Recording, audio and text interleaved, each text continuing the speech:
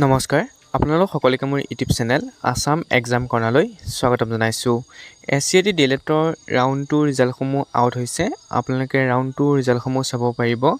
আগতে যেনেকৈ result check কৰিছিলে তেনেকৈ আহি ক্লিক হিয়াৰ টু চেক ৰিজাল্টত ক্লিক কৰিব।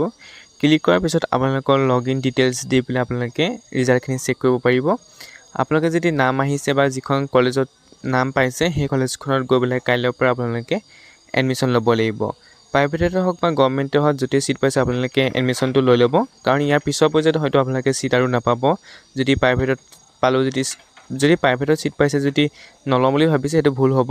যদি প্ৰাইভেটতো চিট পাইছে তেতিয়াহ'লে আপুনি চিটটো লৈ লওক, কাৰণ ইয়াৰ পিছৰ পৰ্যায়ত আপুনি আৰু চিটটো নাপাব। অৰ্থাৎ আপোনালোকৰ ইতিমধ্যে গম পাইছে যে ভেকেঞ্চি লিষ্ট প্ৰকাশে পালে যে কিমান চিট আছে, গতিকে সেইটোৰ ওপৰত ভিত্তি কৰি আপোনালোকৰ ৰাউণ্ড 2 ৰিজাল্ট দিয়া হৈছে।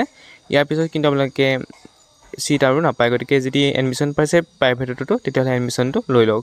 এডমিশ্যন ডেট দুদিন দিছে, 8 তাৰিখৰ পৰা 9 তাৰিখ। এই দুদিনৰ ভিতৰত আপোনালোকে ৰাউণ্ড 2 এডমিশ্যনখিনি ল'ব লাগিব। ৰাউণ্ড 2 এডমিশ্যন 8 আৰু 9 তাৰিখৰ ভিতৰত ল'ব লাগিব।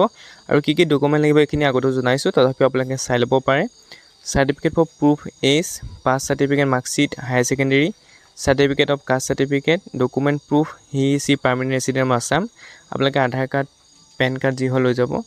PWE/EWS চাৰ্টিফিকেট লৈ যাব যিসকলৰ প্ৰয়োজন বা যিসকলে এপ্লাই কৰিছিলে এই কেটেগৰীৰ কাৰণে। আৰু এখন কোডৰ 10 টকীয়া কোড পেপাৰ লৈ যাব, দলিল এখন লৈ যাব। যদি 10 টকীয়া নাপায় 50 টকীয়া লৈ যাব, 50 টকীয়া নাপালে 100 টকীয়া লৈ যাব। তাত কোনো এডভকেটৰ চহী নালাগে, আপোনালোকে খালীকৈ সেইখন লৈ গ'লেই হ'ল। লৈ গৈ আপুনি যিখন কলেজত এডমিশ্যন পাইছে সেই কলেজখনত গৈ পেলাই এই তলত দিয়া বল্ড কৰি যে দিছে, ক'লাকৈ যে লিখি দিছে, এই কথাখিনি লিখি signature, full name, date, address দি আপোনালোকে সেইখন ছাবমিট কৰি দিব। এইখিনি কাম আপোনালোকে তাত গৈ কৰিব, তেতিয়া আপোনালোকৰ ভাল হ'ব।